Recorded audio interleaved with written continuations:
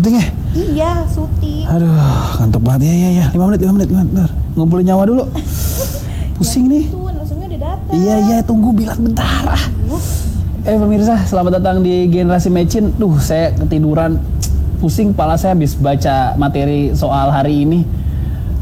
Ngomongin amandemen UUD 45. Nggak ngerti kan? Nah, makanya saya juga baru belajar. Soalnya saya bingung, kenapa masih di amandemen lagi sih?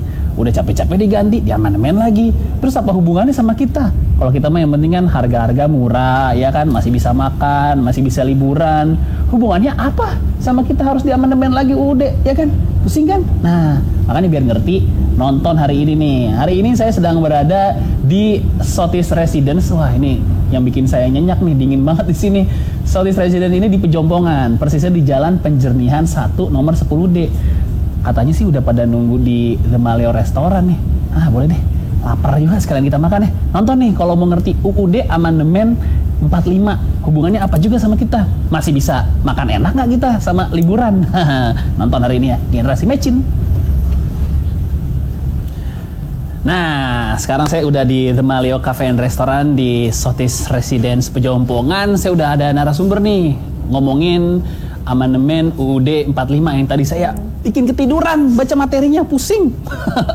Di sebelah saya udah ada Bapak Karyudi Setaja, analis politik dari KSI. Halo Pak Yudi. Dadah dulu Pak. Ini saya pusing Pak dari tadi Pak, baca amandemen UUD 45 sebenarnya. Apa sih relate-nya ke anak muda gitu, dan kenapa baru sekarang rame lagi gitu ada amandemen? Apa urgensinya sebenarnya? Ya, sebenarnya amandemen ini kan kepentingan seluruh warga negara ya. Termasuk anak-anak milenial yang 17 tahun ke atas kan sudah bisa memilih mereka. Nah, itu mereka juga berkepentingan. Artinya bahwa amandemen ini menyangkut seluruh bangsa Indonesia.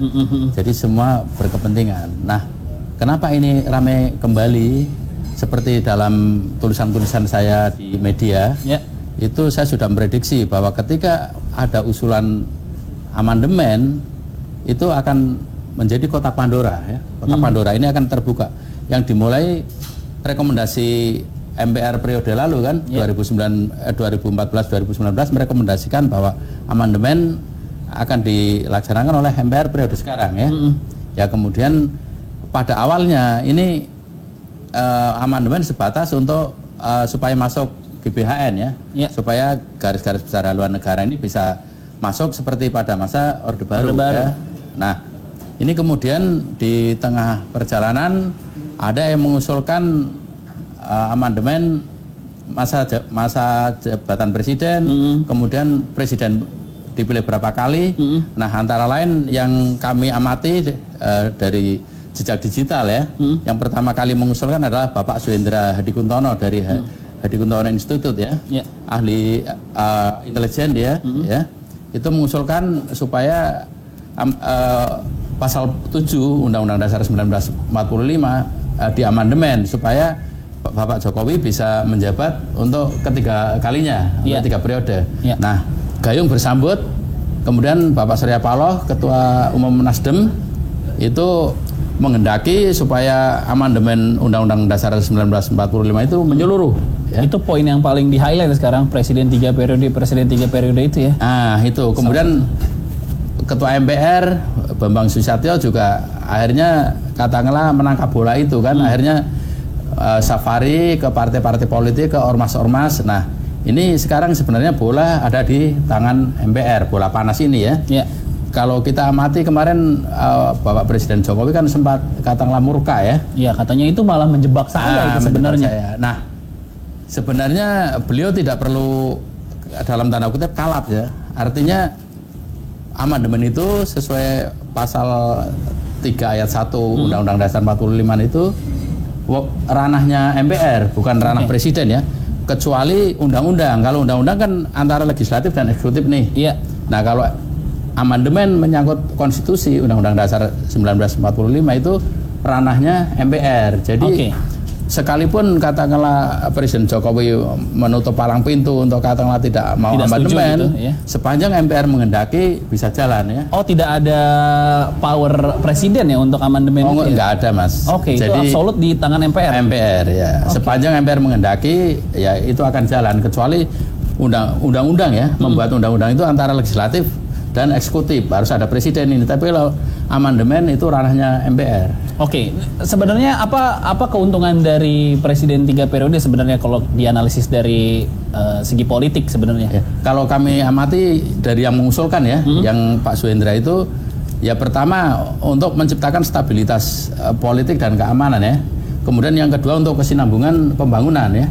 Karena beliau katakanlah mengamati bahwa apa yang dilakukan Jokowi ini untuk periode kedua ini belum cukup, seperti pemindahan ibu kota, kemudian pembangunan infrastruktur ya, maka perlu dilanjutkan dengan periode ketiga. Nah, ini akhirnya berpulang pada MPR lagi kan, MPR menghendaki seperti apa. Nah, kalau kita amati suara-suara MPR kan masing-masing sudah menyatakan penolakannya ya, termasuk Bapak Fahri Hamzah yang waktu itu PKS ya, itu fraksinya keras menolak. Demokrat pun menolak. Demokrat menolak, kemudian Demokrat PAN menolak, juga menolak. mungkin Demokrat menolak kayak kenapa nggak zaman SBY aja? Iya.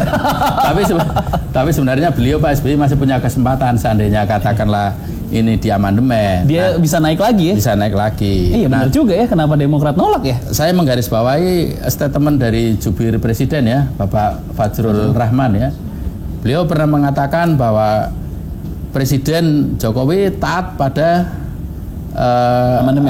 bukan hukum positif ya. Artinya sepanjang itu sudah menjadi keputusan MPR, apapun dijalani. Nah, itu menurut saya yang benar seperti itu. Oke, kita tahan dulu Pak. Kita pesan makan dulu Pak. Ini belum ada, masih kosong sekali. Silakan Mas. Nah, silakan loh. Ini Pak, boleh dipesan. Kita makan yang ringan-ringan aja Pak. Tumpeng ada tumpeng? Oh nggak ada ya. Yang ringan-ringan ya udahlah, French fries sama calamari aja. Ya. Minumnya saya mau orange squash. Kayaknya seger nih jeruk-jeruk gitu. Bapak mau apa Pak? Samain aja. Samain aja. Atau saya pilihin Bapak yang agak keras gitu Pak. Leci on the rock. Aduh. Kayaknya on the rock gitu ya. Oke, leci on the rock 1 untuk Pak Yudi, saya orange squash. Makanannya keluarin semua aja. Oke, siap. Siap. Mantap sekali. Oke. Ini kalau dari Pak Yudi sendiri menganalisa soal amandemen ini, kalau misalnya disahin kira-kira akan serame kemarin soal UU KPK nggak? Orang akan turun ke jalan lagi dan lain-lain. Nah, kan ini tujuannya menciptakan politik yang stabil, tapi kemungkinan besar akan ada riak-riak lagi tuh. Nah, maka saya sejak awal sebut bahwa usulan amandemen itu bisa membuka kotak Pandora ya. Jadi semula usulan katakanlah untuk supaya GBHN bisa masuk, kemudian muncul lagi dari Bapak Suhendra tadi untuk supaya masa jabatan presiden itu bisa 3 periode. Terus ada yang mengusulkan lagi misalnya jabatan presiden 4 tahun tapi bisa 3 kali, atau 8 tahun sekalian hanya 1 kali. Ada yang 7 tahun. Ada yang 7 tahun. Nah, ini akan menjadi kotak Pandora ya.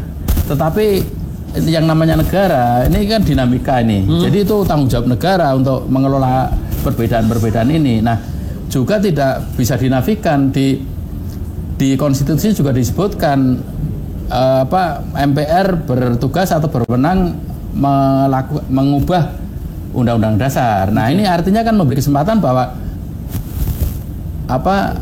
UUD 45 itu bukan kitab suci. Artinya masih punya peluang untuk direvisi ya. Tapi dengan adanya amandemen, apakah kita balik ke Orde Baru? Nah, kita tahan dulu. Abis ini kita ngobrol-ngobrol lagi. Pak Yudi, jangan kemana-mana. Apakah dengan disahkannya nanti, kalau amandemen UUD 45 disahkan, apakah kita balik lagi ke zaman Orde Baru? Kita lanjut lagi abis yang satu ini. Jangan kemana-mana.